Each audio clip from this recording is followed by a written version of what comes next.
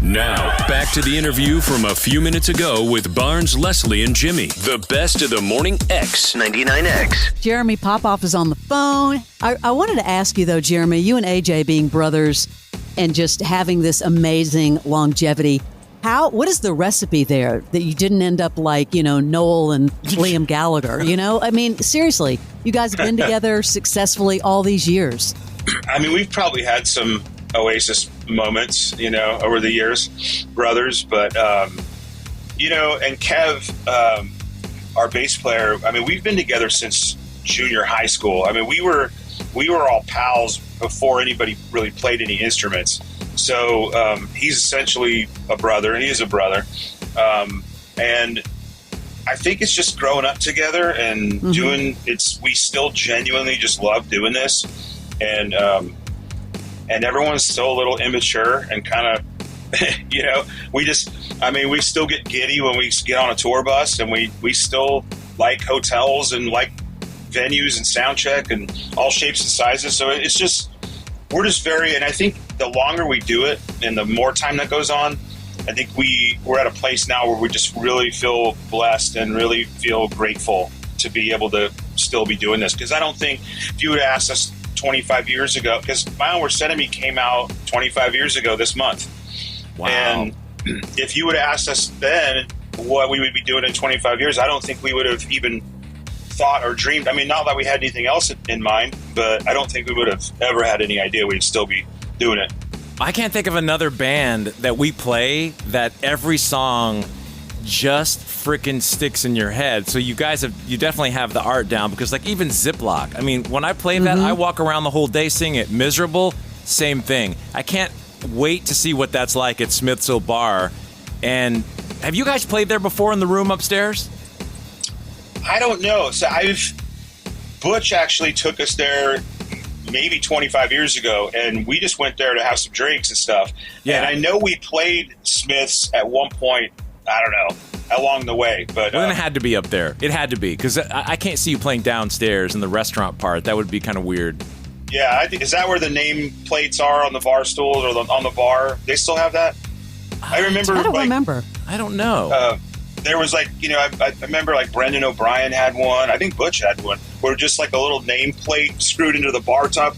Oh, on the bar. I don't know about that. I see them on the way up the stairs. That's good memory. All the posters from shows, but some legendary people have played in that upstairs tiny room. Everyone from David Bowie down to, I mean, anyone you could imagine at some point has played in there.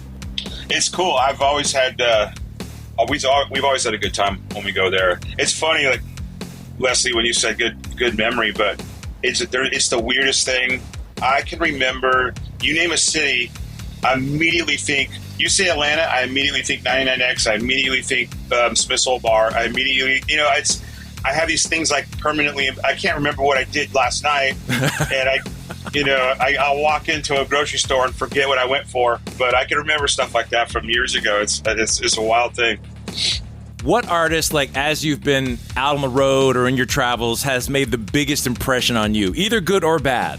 Good question, yeah. Like that you've met out and about. Oh, wow. I might have to think about that for a minute. It's hard, isn't it? That's a lot. That's a whole bunch of them. Because people always ask us, like, what actor that's come in has had you guys most like, wow, like, holy crap, like you feel the energy of that creative human. And it's a hard question just to come up with something quickly, but I thought you might have something just stuck in your head. Or the bad side. Most people say Stephen Jenkins when we ask that. I'm not just to throw that out there. I'm not putting that in your mouth. I'm just saying I've heard that a lot. Well, it's funny because we did have some early memories of him that weren't necessarily awesome. But the last time we did a show together last year, I think, we did a festival together. I think it was last year, and he was awesome. Oh, good. Like, sweetheart of a guy, came over, said hello, was very, was a very different guy that I remember from 20 years ago. But yeah, he was great. He was great. There's a lot of guys. I mean, we just did this rock fest down in Key West where, like, the night before we played and STP played, and we had Bowling for Soup and Buck Cherry, and but the night before was Bret Michaels, and he had Snider, and Wow. Those are guys. And last night, Vince Neil came out on stage with us, and we did Smoking in the Boys Room. Oh, wow. And it was really just, but, you know, a lot of those guys, I ran into D. Snider at the airport in Atlanta, and I hadn't seen him in a few years, and the guy looks, I haven't seen him in probably 8 years. He looks 8 years younger than the last time I saw him. Really? Wow. And, you know, and Bret Michaels, you know, everyone always talks about Keith Richards is going to be the one that lives the longest, and Willie Nelson. I don't know, man. Bret is like, oh, yeah. He might be up there with those guys, because it's just like, the guy looks like he's 18 years old up there just running around doing his thing. And there's something very admirable. Is that the word?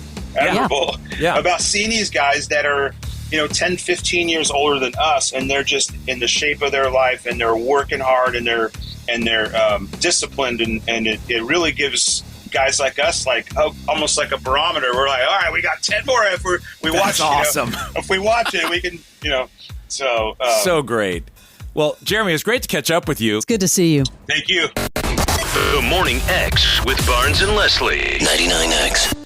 Every week on the Stacking Benjamins podcast, we talk personal finance trends. Not paying attention to the headlines is the strategy proven to work. One headline, economists fear global recession. Literally the next headline, stocks hit all-time highs, investors optimistic on the future. They're even doing it to the weather now. 28 million people in the path of this snowstorm. That means 340 million people have got good weather. It's just weather. Layers, people, layers. Stacking Benjamins. Follow and listen on your favorite platform.